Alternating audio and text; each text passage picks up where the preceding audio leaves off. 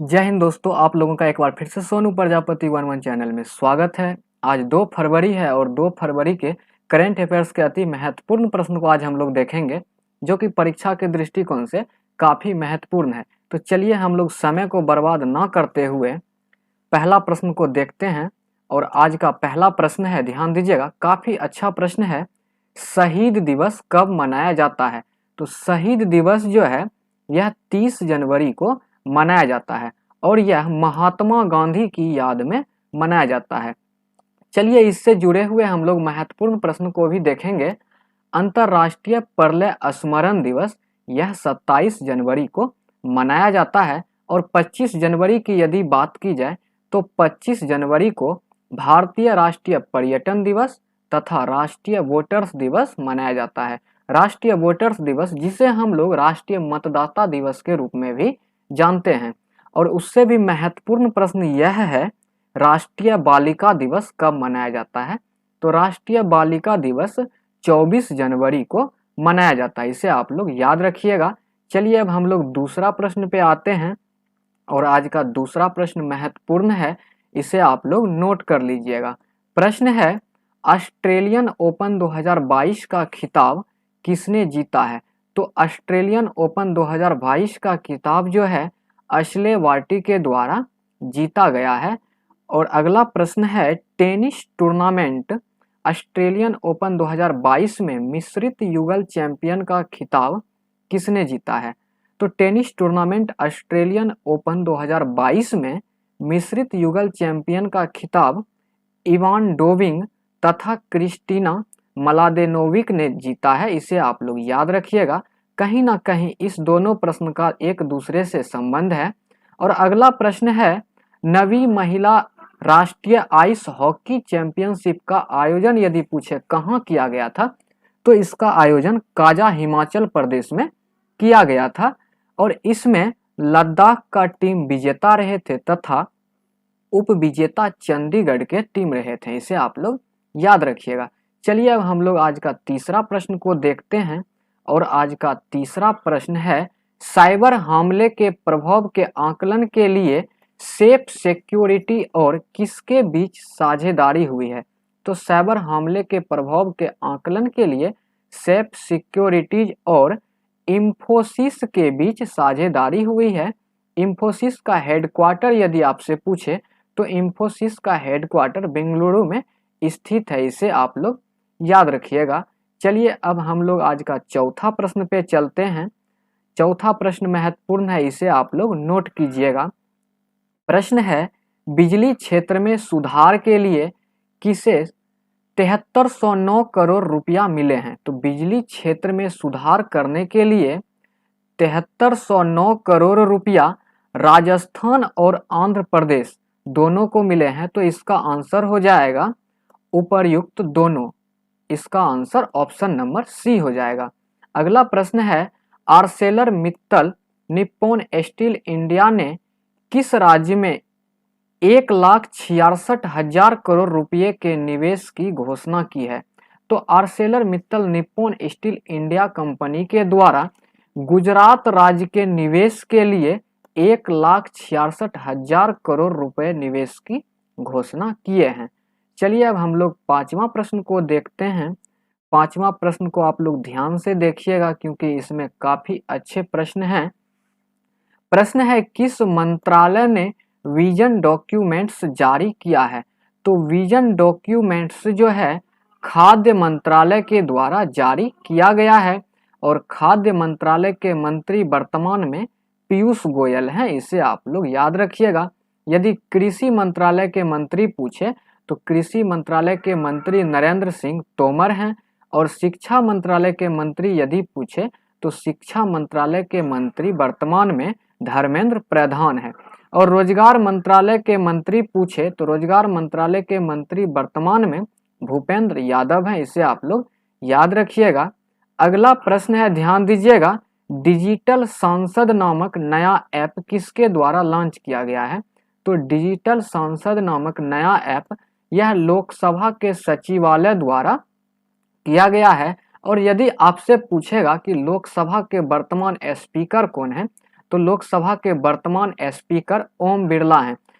और यदि आपसे यह भी पूछ ले कि अभी जो वर्तमान समय में लोकसभा का कार्यकाल चल रहा है यह कितने नंबर का कार्यकाल है, तो इसका आंसर हो जाएगा यह 17वीं नंबर का लोकसभा का कार्यकाल है। इसे आप लोग याद रखिएगा। और इस प्रश्न का आंसर विजन डॉक्यूमेंट किसके द्वारा जारी किया गया, तो इसका आंसर पीयूष गोयल हो जाएगा। चलिए हम लोग अगला प्रश्न को देखते हैं और छठा नंबर का प्रश्न है, ध्यान दीजिएगा और यह महत्वपूर्ण है, इसे आप लोग नोट कर लीजिएगा। प्रश्न है, किस आईआईटी के शोधकर्ताओं ने कोविड के निदान के लिए एआई संचालित तकनीकी विकसित की है? तो कोविड के निदान के लिए एआई संचालित जो है यह आईआईटी जोधपुर के द्वारा विकसित किया गया है। और कोविड से ही जुड़ा हुआ यह प्रश्न है, नियोकोव कोरोना वायरस का जो पता लगाया गया है यह किस देश के शोधकर्ता के द्वारा पता लगाया गया है? तो नियोकोव कोरोना वायरस का पता चीन के शोधकर्ता के द्वारा लगाया गया है। चलिए अब हम लोग 7वां प्रश्न पे आते हैं और आज का 7वां प्रश्न है, सऊदी अरब ने चोरी के रत्नों पर 30 साल के विवाद के बाद किस देश के साथ संबंध बहाल किए हैं? तो सऊदी अरब जो है थाईलैंड के साथ 30 साल के बाद अपना संबंध को बहाल किए हैं। और थाईलैंड को सफेद हाथियों के देश के नाम से भी जाना जाता है।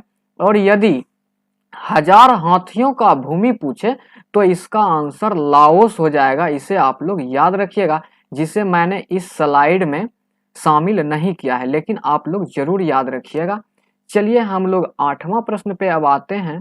आज का 8वां प्रश्न काफी महत्वपूर्ण है, ध्यान दीजिएगा और इसे नोट भी कर लीजिएगा। प्रश्न है, भारत और फिलीपींस ने ब्रह्मोस मिसाइल की बिक्री के लिए कितने मिलियन डॉलर का समझौता किए हैं? तो भारत और फिलीपींस के बीच 375 मिलियन डॉलर का समझौता हुआ है। और इससे भी महत्वपूर्ण यह है, यदि आपसे प्रश्न में पूछा जाएगा भारत किस देश के साथ ब्रह्मोस मिसाइल की बिक्री के लिए समझौता किए हैं, तो उसका आंसर हो जाएगा फिलीपींस देश। उसका आंसर हो जाएगा फिलीपींस देश। चलिए अब हम लोग आज का 9वां प्रश्न पे आते हैं। आज का 9वां प्रश्न है महत्वपूर्ण, ध्यान दीजिएगा। किसने गगनयान मिशन के लिए तरल प्रणोदक आधारित विकास इंजन का परीक्षण किया है? तो आप लोगों को पता होगा कि गगनयान मिशन के लिए विकास इंजन का सफल परीक्षण किया जा चुका है और यह परीक्षण इसरो के द्वारा किया गया है। इसरो की बात करें तो इसरो का हेडक्वार्टर बेंगलुरु में स्थित है। इसकी स्थापना 15 अगस्त 1969 को किया गया था और वर्तमान में इसके चेयरमैन एस सोमनाथ हैं। इससे पहले इसके चेयरमैन के सिवान थे, इसे भी आप लोग याद रखिएगा। और यह जो विकास इंजन का सफल परीक्षण किया गया है, यदि यह पूछे कि इसका सफल परीक्षण कहाँ से किया गया है, तो आप लोग याद रखिएगा इसका सफल परीक्षण तमिलनाडु के महेंद्रगिरी से किया गया है।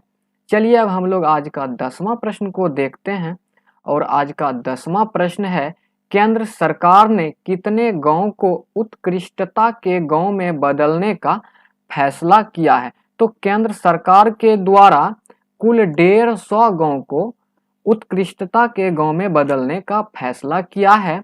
अगला प्रश्न है, दक्षिण मोबुआंग यह जो गांव है किस राज्य का है जो कि पहला ओडीएफ गांव बन गया है? तो दक्षिण मोबुआंग गांव यह मिजोरम राज्य का एक गांव है जो कि पहला ओडीएफ प्लस गांव बन गया है। और इससे जुड़े हुए महत्वपूर्ण प्रश्न है कि देश का पहला एलपीजी युक्त और धुआं मुक्त राज्य कौन बना है? तो इसका आंसर हिमाचल प्रदेश हो जाएगा। अगला प्रश्न है, देश का पहला हर घर जल वाला राज्य कौन बना है? तो इसका आंसर गोवा हो जाएगा। चलिए अब हम लोग 11वां प्रश्न को देखते हैं और आज का 11वां प्रश्न है, खबरों में रहे आदिवासी ध्वज से कौन सा देश जुड़ा है? तो खबरों में रहे आदिवासी ध्वज से ऑस्ट्रेलिया देश जुड़ा हुआ है। ऑस्ट्रेलिया का पीएम यदि आपसे पूछेगा, इसे आप लोग याद रख लीजिएगा फ्रेंड्स। ऑस्ट्रेलिया के वर्तमान में पीएम स्कॉट मोरिसन हैं। और वहीं इंडोनेशिया के पीएम यदि पूछे तो इंडोनेशिया के पीएम जोको विडोडो हैं। पाकिस्तान के पीएम, इसे तो हमें बताने की ज़रूरत नहीं है, आप लोगों को याद ही होगा, पाकिस्तान के पीएम इमरान खान हैं। और अफगानिस्तान के पीएम जो हैं अभी वर्तमान में, ध्यान दीजिएगा, मुल्ला मोहम्मद हसन अखुंद हैं। ये जो तालिबानी हमला हुआ था उसके बाद हसन अखुंद को अफगानिस्तान के पीएम नियुक्त किए गए हैं तालिबानियों के द्वारा, इसे आप लोग याद रखिएगा। और आदिवासी ध्वज जो है यह ऑस्ट्रेलिया देश से जुड़ा हुआ है। चलिए अब हम लोग 12वां प्रश्न को देखते हैं। और आज का 12वां प्रश्न है, ध्यान दीजिएगा, किस बैंक को वर्ल्ड बैंक की स्थापना के लिए सभी स्वीकृतियों मिली है? तो वर्ल्ड बैंक की स्थापना के लिए एसबीआई को सभी स्वीकृति मिला है। एसबीआई का यदि फुल फॉर्म आपसे पूछे तो इसका full form state bank of India होता है। और उससे भी महत्वपूर्ण है कि एसबीआई के वर्तमान में चेयरमैन कौन है? तो एसबीआई के वर्तमान में चेयरमैन दिनेश कुमार खाड़ा हैं। और एसबीआई का हेडक्वार्टर मुंबई में स्थित है। चलिए अब हम लोग आज का 13वां प्रश्न को देखते हैं। और आज का 13वां प्रश्न है, ध्यान दीजिएगा, आईआईटी खड़गपुर के वैज्ञानिक ने किस बीमारी का पता लगाने के लिए पोर्टेबल डिवाइस विकसित किया है? तो आईआईटी खड़गपुर के वैज्ञानिकों के द्वारा ओरल कैंसर का पता लगाने के लिए पोर्टेबल डिवाइस विकसित किया गया है। और यदि आपसे कैंसर का अध्ययन पूछे तो कैंसर का अध्ययन जो है यह ओंकोलॉजी के तहत किया जाता है, इसे आप लोग याद रखिएगा। और अगला प्रश्न महत्वपूर्ण है, इसे आप लोग याद रखिएगा, पनामा के जंगल में एक वर्षा मेढक की प्रजाति की खोज की गई है। यदि आपसे पूछे कि यह वर्षा मेढक की नई प्रजाति का नाम किसके नाम पर रखा गया है, तो इसका आंसर हो जाएगा ग्रेटा थुनबर्ग। इसका आंसर हो जाएगा ग्रेटा थुनबर्ग। चलिए आज का 14 नंबर का प्रश्न को अब हम लोग देखते हैं। 14 नंबर का प्रश्न महत्वपूर्ण है, इसे आप लोग नोट कीजिएगा। प्रश्न है, संयुक्त समुद्री अभ्यास पश्चिम लहर XPL 2022, अभ्यास का नाम है पश्चिम लहर XPL 2022 का आयोजन किसने किया है? तो इस अभ्यास का आयोजन भारतीय नौसेना के द्वारा किया गया है। इस अभ्यास का आयोजन भारतीय नौसेना के द्वारा किया गया है। और भारतीय नौसेना दिवस 4 दिसंबर को मनाया जाता है, इसे भी आप लोग याद रखिएगा। अगला प्रश्न है, किस देश ने भारत को सभी अनुबंधित 70,000 AK-203 असॉल्ट राइफल सौंपी है? तो रूस जो है भारत को अपने सभी अनुबंधित 70,000 AK-203 असॉल्ट राइफल सौंपी है। चलिए आज का हम लोग आखिरी प्रश्न को देखते हैं। और आखिरी प्रश्न है, भारत और किस देश की मुक्त व्यापार समझौते की पहली दौर की वार्ता संपन्न हुई है? तो भारत और यूके के बीच जो मुक्त व्यापार समझौते की पहली दौर की वार्ता चल रही थी वह संपन्न हो चुकी है। यूके का पूरा नाम यूनाइटेड किंगडम होता है। दोस्तों हम लोग आपके लिए मेहनत करते हैं, यदि आपको वाकई हमारा मेहनत पसंद आता हो तो प्लीज़ आप हमारे वीडियोज को एक लाइक ज़रूर कीजिएगा, क्योंकि आपका एक लाइक हमारे मनोबल को 100 गुना बढ़ाता है। और यदि अभी तक आप हमारे चैनल्स पर नए हैं तो प्लीज़ आप हमारे चैनल्स को सब्सक्राइब कीजिए, बेल आइकन्स की घंटी को ज़रूर बजाइए, ताकि जैसे ही हम कोई नया वीडियोज अपलोड करें तो वह सबसे पहले आप तक पहुँचे। Thank you.